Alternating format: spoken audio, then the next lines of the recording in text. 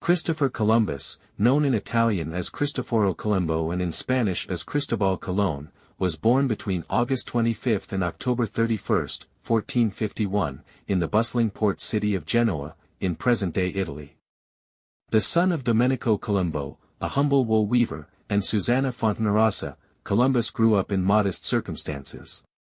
Despite his unassuming origins, he displayed an early fascination with the sea and a remarkable ambition that would lead him to change the course of history.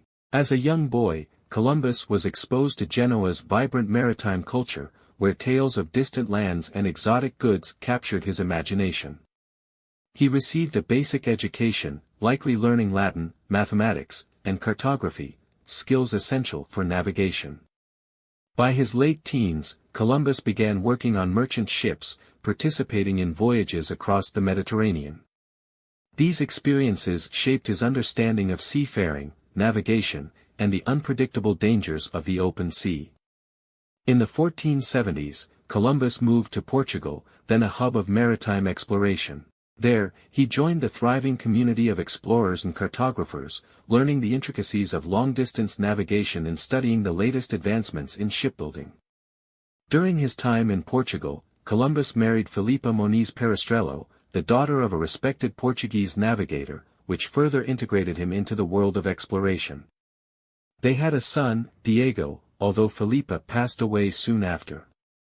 Columbus became increasingly obsessed with the idea of reaching Asia by sailing westward across the Atlantic. Influenced by ancient geographical texts and the writings of scholars like Paolo Toscanelli, he believed that the Earth was smaller than commonly estimated and that the journey west to Asia would be feasible.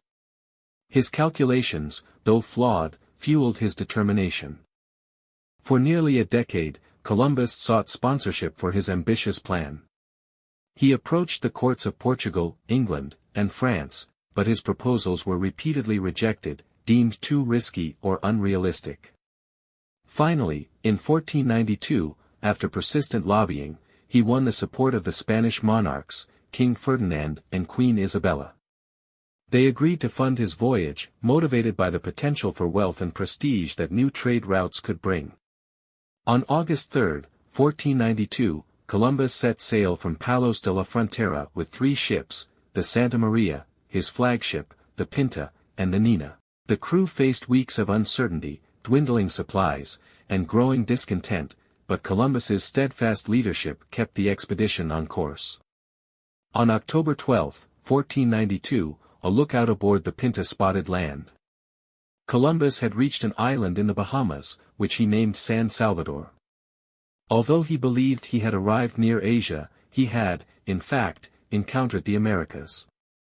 Over the next several months, Columbus explored parts of the Caribbean, including Cuba and Hispaniola, establishing contact with indigenous peoples. His reports to the Spanish crown described rich lands and potential opportunities, though his interactions with native communities marked the beginning of significant cultural and demographic upheavals.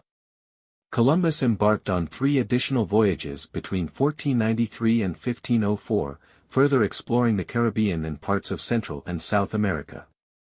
His expeditions brought wealth and prestige to Spain but also ushered in an era of colonization marked by exploitation, enslavement, and the devastating impact of European diseases on indigenous populations. While Columbus himself viewed his missions as a triumph, his governance of the newly discovered territories was fraught with controversy.